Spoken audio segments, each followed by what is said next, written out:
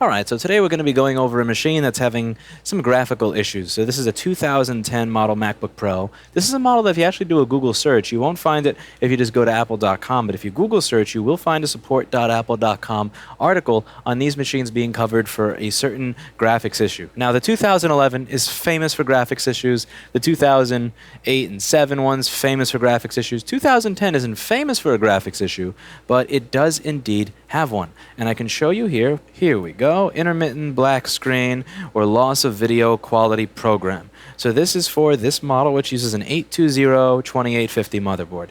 Now I'm going to link over here to a video where I go over a very similar problem on a different machine. If you follow the channel regularly, you may be familiar with an older machine where there was an issue with a capacitor on a buck converter. The idea with this buck converter is it turns 12.6 volts into somewhere around 1.05 volts, and when you have an issue with this capacitor, it will drop the voltage. And I was talking about this in a video on recycling and refurbishing and heating things, and talking about how warranty service centers, rather than often try to find the problem, what they'll do is they'll just shove the board in an oven and it works again. And I did a demonstration with the iron where I tried heating up that capacitor, and you saw the voltage jump from 0.3 volts to 1.05 volts. It was obviously the capacitor. And I'm just going to give you a little bit of an overview of what that circuit looked like over here. So we're just going to open the board that has that very common flaw. And if we look for that board, the capacitor that was heated is right down here. So let's just get this on the screen. So this is a buck converter that's going to turn 1.05 volts into, this is going to turn 12 volts into 1.05 volts. You have buck controller IC, you have your two transistors, you have your coil, and then after that you have a 330 microfarad polytantalum capacitor to ground. This is going to be the battery, so to speak. Now, if we go over to this board, you're going to notice that we have a very similar circuit around the graphics area. So if we look in this board and we go over to the graphics area, you're going to see that we have almost the same thing. We have the buck controller IC, we have the 12.6 volts, we have the two transistors, except here those two transistors are in one discrete package, and after that we have the coil, and then we have, what do you know, a 330 microfarad cap. So here you have the coil, 1.5 microhenries, and over here you have 2.2 microhenries, but mainly you still have that same polytant cap. And over here, that is going to the graphics rail. That's going to the frame buffer. So if I were to look and just bring this up on the board view software, you have a bit of a better idea of what it is that I'm discussing with you. So let's just bring this up on the board view software, and if I bring it up on here, maybe it'll make a little more sense. So that's going to be this little capacitor over here, and if we try finding this area, what I can do is I can make it so that it will show up everywhere that this goes to. So this capacitor is before a current sensing resistor. We go to a current sensing resistor, and from here you can see that this shows up on the graphics chip as well as showing up on the video memory. So this power line not only goes to the graphics chip, it also powers the video memory. And the reason this is important is we have the exact same circuit. Now, this is not as prevalent an issue as it was with the 2008-2009 models. It is an issue that is less prevalent because this circuit is only working when the computer is on. In the older models, well, it was a much more catastrophic failure since it was on a power line required for the computer to even turn on. Here, it's only on a power line required for graphics. But secondly, it used to be on an S5 power line, which would mean that that power line was always on. Even if your battery in the computer is dead, that power line would be on. Because even if the battery goes below the voltage required to turn on, it's still enough to turn 12 or 11 into 1.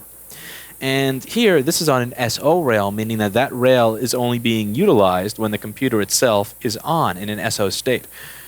Now, this is an issue that was not figured out by Apple. For the longest time, Apple had no idea why this board was failing. So if you had this board replaced under their program, they would give you back a board that did the exact same thing again. And this is something that drove a lot of independent repair technicians absolutely batshit crazy out of their minds for the longest period of time. And what you had a lot of people heating the graphics chip in order to make it work again. And the sad part is that it often would make it work again, and I want to explain why.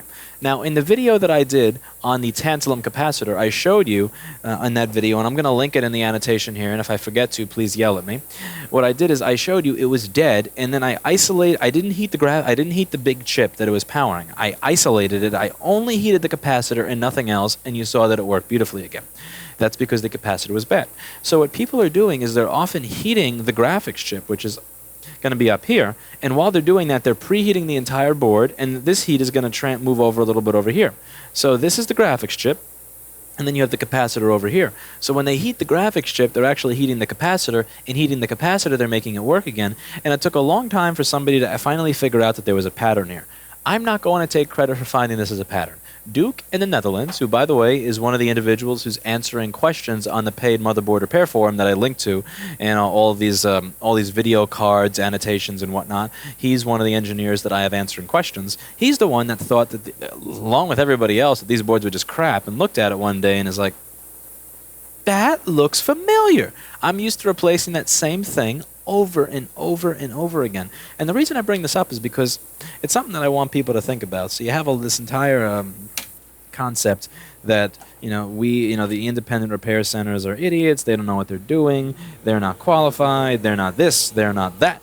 Why work with them? What's the benefit? And here, this is a case of independent service centers. Again, a guy working out of his garage.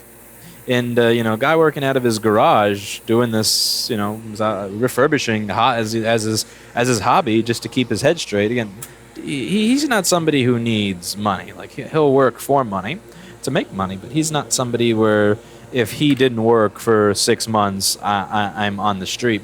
Somebody who's just doing this just to keep his head in order and, exercise his brain. Was able to figure this out in his garage before a large multi-billion-dollar company with multi-billion-dollar engineering department could. And the reason I bring this up is that even with the industry the way it is right now, even with this really, really, really anti-repair culture, and even with this whole hiding the information thing, you still have individuals who are genuinely willing and able to figure this stuff out for the betterment of the stuff. Because how many people received back a motherboard that was just as bad as the original, right? How many people received back a board from that program and actually waited 2 or 3 weeks to get their $2,000 or $3,000 device fixed, only for it to fail in the same fashion during a live filming or a live band recording?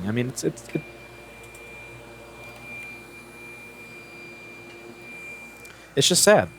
And if we work together a little bit more, rather than just have this whole, these guys are not qualified, I don't want to work with them, blah, blah, blah. Just imagine how much more productive this would be. Imagine how much better it would be for the end consumer. Because it's the same idea with open source software. Except the difference is that when you give me the software, you're not giving me all the information as to where everything is interconnected and whatnot. But when you give me the board, the schematic is just a convenience. The board itself is literally going to tell me everything I need to know, what is connected to what. I can figure that out. So it's not even, because I had somebody bring that up, isn't this like asking them to give away source code? It's not, because again, the source code for an operating system, I can't get a $20 tool and then just start measuring and write out all the source code for the operating system. So I just want you to think about this. This is an issue that was not solved for years and years, and a lot of consumers really got screwed over with this. And just how much sooner could these issues be solved if we work together as a community? And I don't even mean just with laptops and cell phones, I mean in general. Maybe I'm asking a little too much. What do you guys think? So what I'm going to do over here is I'm going to put a capacitor that's not tantalum, because the tantalum capacitor is what's causing this issue to begin with. Now the issue is that the capacitor that's not tantalum is much bigger. So what I have to do over here is make some room to solder in one that is not a tantalum. So this over here is the ground plane, nothing crazy, nothing fancy. I'm just going to scrape away over here. Scrape away, until I can fit a standard capacitor over here. And I want to see if I can turn it on and boot into the OS without a kernel panic. So the issues would manifest themselves on this board with the screen going black or a kernel panic. And the kernel panic is always going to be something related to graphics. Yeah, people will think that the issue is the chip, but the real issue is this power rail is fluctuating in voltage. And it's not as catastrophic as with the older ones. Again, the older models, they don't have the same issue. They have the issue with the MCP, and if the MCP doesn't turn on, then it's, you're just screwed. So we're just going to scrape away over here. We're going to keep scraping until we get a nice base, and we can just extend our solder pad out so that we can put a regular capacitor in there. And we're just going to keep scraping, keep scraping, keep scraping. Keep scraping away. This is not a soldering iron tip that I really use a lot, so I'm okay with scraping with it. It's not a particularly nice thing. So we're just going to scrape and scrape.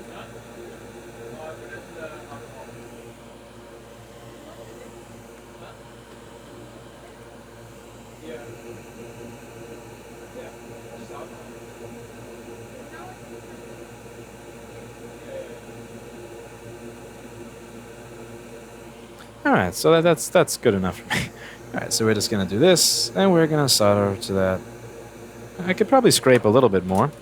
This set of tweezers is pretty destroyed, so I'm okay demoting them to scrape duty. Yeah, this scrapes much better. I don't usually use tweezers for all the scraping because they're good tweezers, but this set of tweezers is particularly destroyed, so there's no loss here. So we're just going to scrape away a pad. Probably shouldn't be doing this after I put the flux down. Yeah. I should clean that after I finish extending it out. So you just extend this out. Yeah. I'm pretty happy with who I found to do the support on the forum. That's the thing. You may not always like the exact manner in which Duke will give you an answer. I can tell you right now that you're probably not always going to like the manner in which he gives you an answer. But what he does do is he does give you an answer. He's strict and stern. If he asks you for a certain thing, I want you to measure this or I want you to do that, you have to do what he tells you. If he says plug in a USB mouse and tell me what you get, you can't plug in a USB microphone and tell him what you get. He's very particular for very good reasons. He's trying to troubleshoot a board over the internet. But and I'm a bit the same way. I don't have a ridiculous amount of patience for certain things. We honestly we both. It's a really odd. It's kind of an odd relationship to have going back and forth.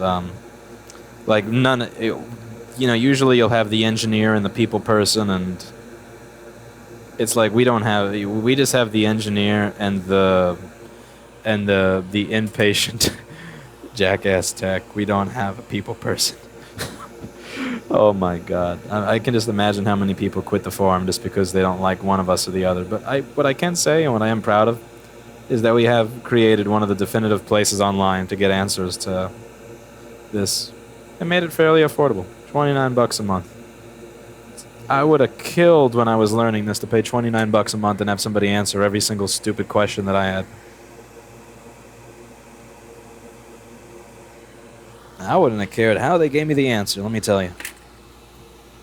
You call me an idiot, a dumbass, monkey. I just said thank you for the answer.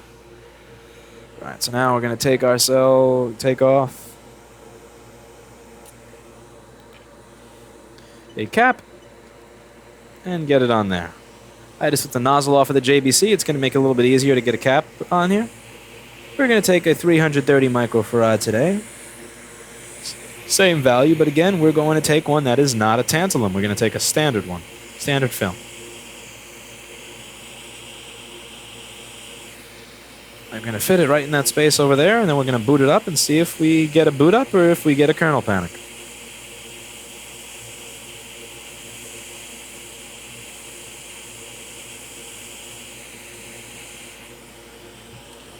Okay, we got some flux. See, this capacitor is now going to fit since we extended the size of that pad over there. Since the pad has an extended size, we can just start heating. And don't get me wrong, it's going to look funny. It's going to look really funny. But it's going to fit.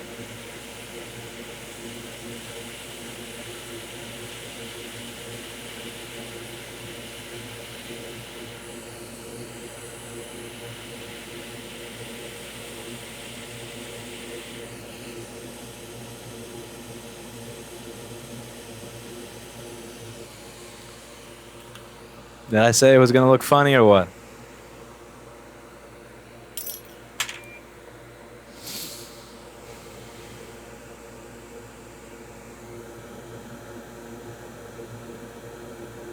Okay, just clean it up a little.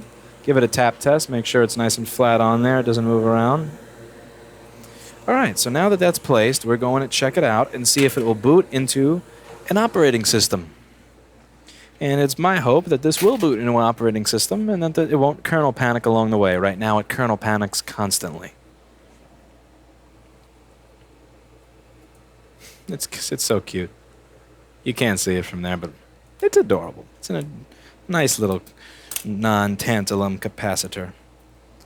And the thing that kills me with Apple is, this happened in the 2008 machine, happened in the 2009 machine. Can you learn your lesson? Can you learn your lesson? I mean,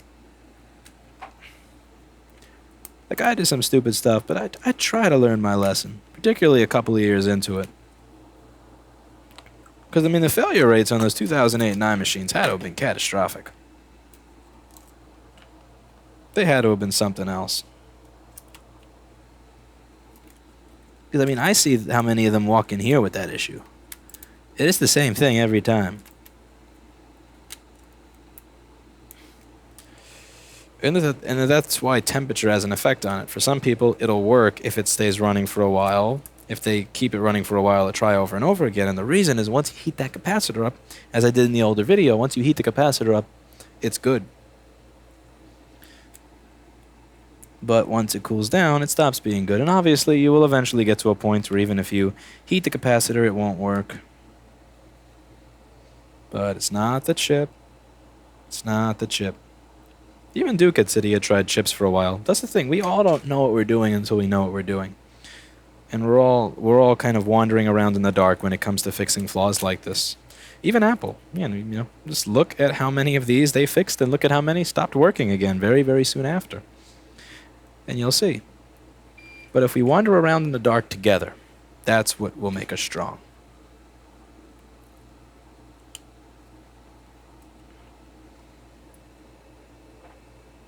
Alright, we're just going to connect most of the stuff here. I'm not going to screw it in yet because I would like to clean the flux and all that shit off of the board. I'm just going to connect enough that it will turn on, chime.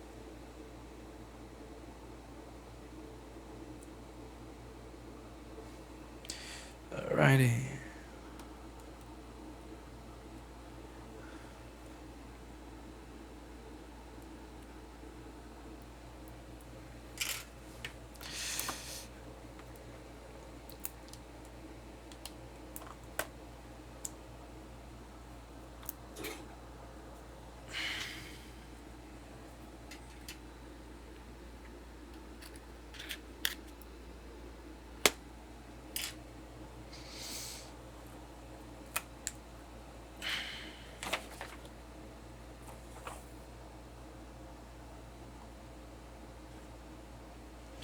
Yeah, this is from Apple Store. Multiple kernel panics apparent in console related to graphics processor. Graphics processor may be failing, requiring logic board replacement.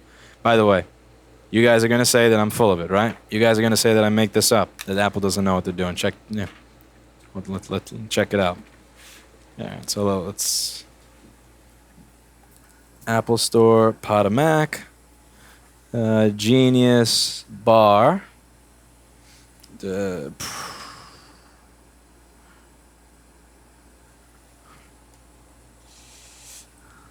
problem description, customer states machine will intermittently shut off during use. Let's see. Multiple kernel panics. Graphics processor may be failing, requiring logic board replacement.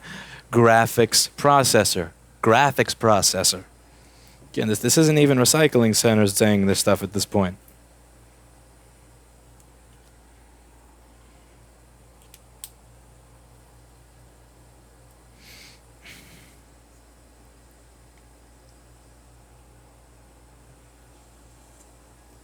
Okay. We're turned on. And it looks like it was in sleep mode.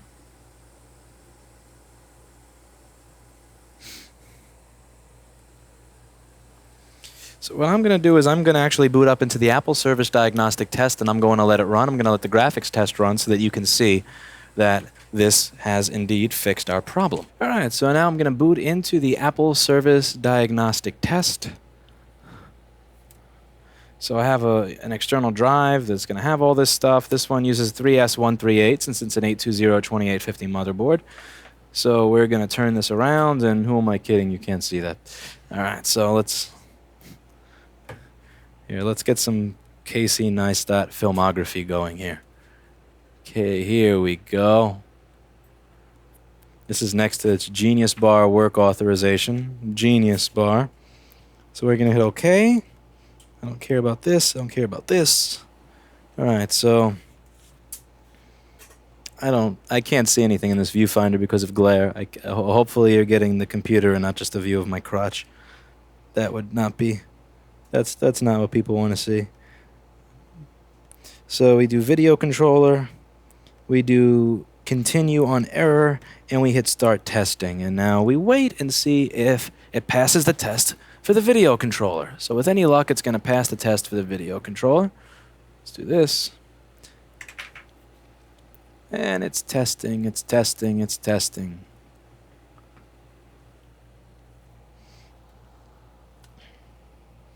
And with any luck, it passes. So just turn the camera off face focus here, since there's no need to focus on my face, since there's no face here.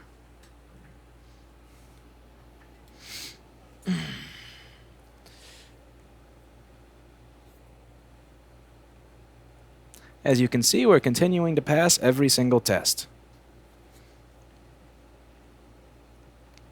Not only was there no kernel panic on boot, but it's passing every single test, like bam. It's nice in polygons and shapes and shit. All right.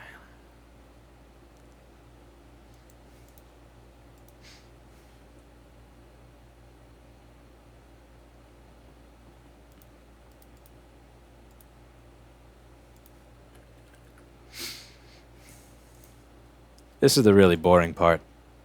There's no fun in just watching this go by. Usually I don't do the full testing. I leave this to the rest of the staff, but for obvious reasons, it's important that I show this part working.